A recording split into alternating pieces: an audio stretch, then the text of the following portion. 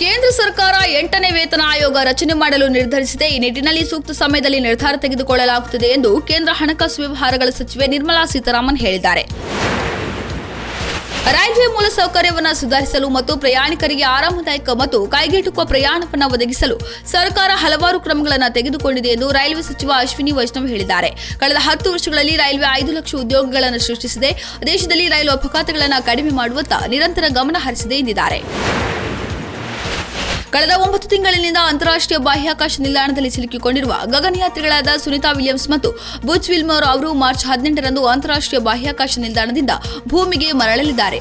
Space ಎಕ್ಸ್ನ ಬಾಹ್ಯಾಕಾಶ ನೌಕೆ ಅಂತಾರಾಷ್ಟ್ರೀಯ ಬಾಹ್ಯಾಕಾಶ ನಿಲ್ದಾಣದಿಂದ ಹೊರಟಿದೆ. ಇಬ್ಬರು ಗಗನಯಾತ್ರಿಗಳು ಹಿಂತಿರುಗಿದ ನಂತರ 9 ತಿಂಗಳ ಬಾಹ್ಯಾಕಾಶ ಪ್ರಯಾಣವು ಕೊನೆಗೊಳ್ಳುತ್ತದೆ.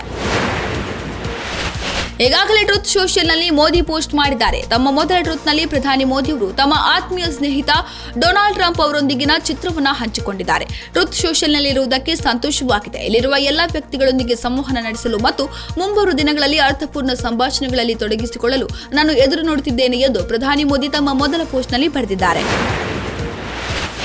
ಔರಂಗಜೇಬನ ಸಮಾಧಿ ಕೆಡವಬೇಕೆಂಬ ಬೇಡಿಕೆ ಮೇರೆಗೆ ಮಹಾರಾಷ್ಟ್ರದ ನಾಗ್ಪುರದಲ್ಲಿ ನಡೆದ ಪ್ರತಿಭಟನೆಗಳು ಹಿಂಸಾಚಾರಕ್ಕೆ ತಿರುಗಿ ಗಣೇಶಪೇಟೆ, ಮಹಲ್ ಮತ್ತು ಗಾಂಧಿಬಾಗ್ ಪ್ರದೇಶದಲ್ಲಿ ಪರಿಸ್ಥಿತಿ ಉದ್ವಿಗ್ನಗೊಂಡಿದೆ. ಕಾಲು ತೂರಾಟ ಮತ್ತು ಬೆಂಕಿ ಹಚ್ಚುವ ಘಟನೆಗಳು ಕೂಡ ವರದಿಯಾಗಿವೆ. ಜನಸಮೂಹವನ್ನು ಚದುರಿಸಲು ಪೊಲೀಸರು ಲಾಠಿ ಚಾರ್ಜ್ ಮತ್ತು ಅಶ್ರುವಾಯು ಪ್ರಯೋಗಿಸಿದ್ದು ಹಲವಾರು ಜನರು ಗಾಯಗೊಂಡಿದ್ದಾರೆ. ಒಟ್ಟಾರೆ ಈ ಪ್ರತಿಭಟನೆಯು ಹಿಂಸಾಚಾರಕ್ಕೆ ತಿರುಗಿದ್ದು ಈ ಭಾಗದಲ್ಲಿ ಸೆಕ್ಷನ್ 144 ವಿಧಿಸಲಾಗಿದೆ. ಭಾರತ ಭೇಟಿಯಲ್ಲಿರುವ ಅಮೆರಿಕದ ರಾಷ್ಟ್ರೀಯ ಗುಪ್ತಚರ ನಿರ್ದೇಶಕಿ ತುಳಸಿ ಗಬ್ಬಾರ್ಡ್ ಮತ್ತು ಕೇಂದ್ರ ರಕ್ಷಣಾ ಸಚಿವ ರಾಜನಾಥ್ ಸಿಂಗ್ ಸೋಮವಾರ ನವದೆಹಲಿಯಲ್ಲಿ ಮಹತ್ವದ ಸಭೆ ನಡೆಸಿದ್ದು ರಕ್ಷಣಾ ಸಹಕಾರ ಮತ್ತು ಗುಪ್ತಚರ ಹಂಚಿಕೆಯ ಬಗ್ಗೆ ಚರ್ಚಿಸಿದರು. ಪರಸ್ಪರ ಕಾರ್ಯತಂತ್ರದ ಹಿತಾಸಕ್ತಿಗಳನ್ನು ಮುನ್ನಡೆಸುವ ಬದ್ಧತೆಯನ್ನು ಪುನರುಚ್ಚರಿಸಿದರು.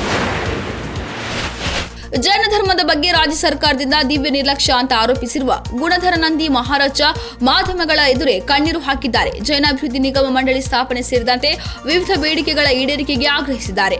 ರಾಜ್ಯ ಸರ್ಕಾರವನ್ನು ಆಗ್ರಹಿಸಿ ಜೈನ ಸಮಾಜದ ಬಾಂಧವರಿಂದ ನಾಡಿದ್ದು ಬೆಂಗಳೂರು ಚಲೋಗೆ ಗುಣಧರ ನಂದಿ ಮಹಾರಾಜ ಕರೆ ಕೊಟ್ಟಿದ್ದಾರೆ. ನಮ್ಮ ಮೆಟ್ರೋ 50 ಚಾಲಕ ಹುದ್ದೆಗಳ ನೇಮಕಾತಿ ವಿಚಾರದಲ್ಲಿ ಉಪಮುಖ್ಯಮಂತ್ರಿ ಡಿಕೆ ಶಿವಕುಮಾರ್ ಕನ್ನಡಿಗರ ಪರವಾಗಿ ನಿಂತಿದ್ದಾರೆ. ಅವರು ಬಿಎಂಆರ್ಸಿಎಲ್ಗೆ ಸೂಚನೆ ನೀಡಿದ ಹಿನ್ನೆಲೆಯಲ್ಲಿ ನೇಮಕಾತಿ ಅಧಿಸೂಚನೆಯನ್ನು ವಾಪಸ್ ಪಡೆಯಲಾಗಿದೆ.